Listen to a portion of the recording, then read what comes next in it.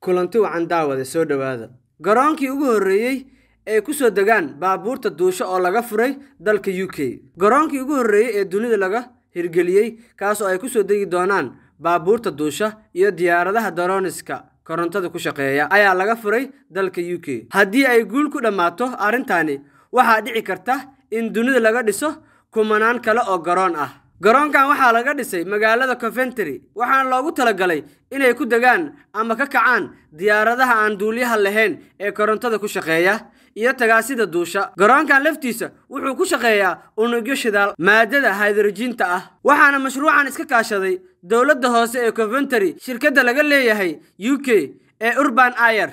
si loo muujiyo isticmaalka awoodda iyo dhaqdhaqaaqa hawada magaalooyinka si loo yareeyo saxmadda iyo wasaqowga hawada shirkadda Hyundai la'aanteed dhanka gaadiidka hawada ayaa baabuur duula u dirtay halkaas kaas oo lagu soo bandhigi doono garoonka diyaaradaha shirkadda duulimaadka ee Urban Air ayaa sheegtay in caqabadaha ku horgudban in la sameeyo diyaarad koronto ku shaqeyso ay tahay in aan lahayn kaabayaasha ka qayb qaadan kara dhaqangelinta mashruucaas Air 1 waxa loogu talagalay in si buuxda ay u madax banaanaato isla markaana ay horseedo in baabuurta korontada ku shaqeysa si buuxda uga mid noqoto gaadiidka hawada gaadiidka dadweynaha dhammaan mashruuca Coventry wuxuu qaatay 15 bilood oo kaliya laga bilaabo qorsheyntiisa ilaa iyo dhameystirkiisa isagoo ka hadlaya furitaanka garoonka aasaasaha shirkadda Urban Airport ayaa yiri waa marxalad cusub oo ku saabsan gaadiidka taas oo aan lahayn wax saxmad ah si fudud ayay isaga kala gooshi doonaan qorshaha oo ay dadka ku farxi doonaan isla markaana ah mid nabdoon maadaama ay suuqa qabsan doonaan mustaqbalka tagaasida duusha iyo droniska waa in loo sameeyo garoomo yaryar oo ku degi karaan si magaalooyinka ay ugu yaraadaan saxmadda iyo ciriiriga ka dhasha aaladahaas garoomadan wuxuu horaan qorshaha ahaa in loo bixiyo Sky Sports si dadka dalbada ay uga qaadaan goobahaas shirkadda Job Aviation ee fadhigeedu yahay gobolka California ee dalka Mareykanka ayaa hormuud ka ah dadaalo lagu sameynayo tagaasida duusha ayaa waxay horaan sameysay ilaa iyo 1 tijaabo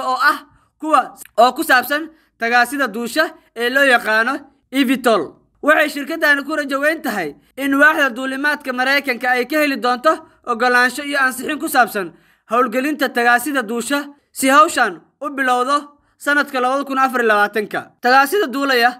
ee ay tijaabisay shirkaddani wuxuu qaadi karaa ilaa 4 qof oo rakaab ah wuxuu jari karaa masaafo dhan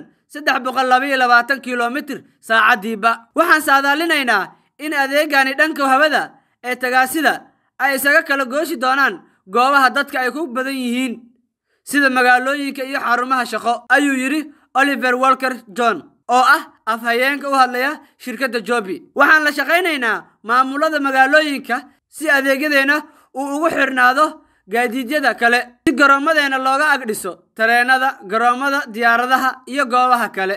khubarada waxa ay ka digayaan dhowr caqabadood oo soo wajihi kara mustaqbalka tagaasida duusha gaar ahaan dhibaatooyinka ka dhalan kara garoomada ay ka duulayaan dhibaatooyinka dhalan kara garoomada ay ka duuli karaan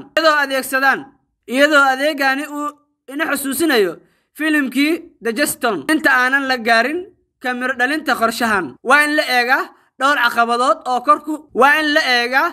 caqabadood oo ku horgudban arintani waxa sidaas tiri Jennifer Richard oo ah qareen ka howlgasha Mareykanka oo ku takhasustay sharciyada la xiriira droniska iyo tagaasida duusha waxa kamid ah caqabadahaasi in marka hore ay dadweynaha aqbalaan adeegan in si xawli ah loo soo saaro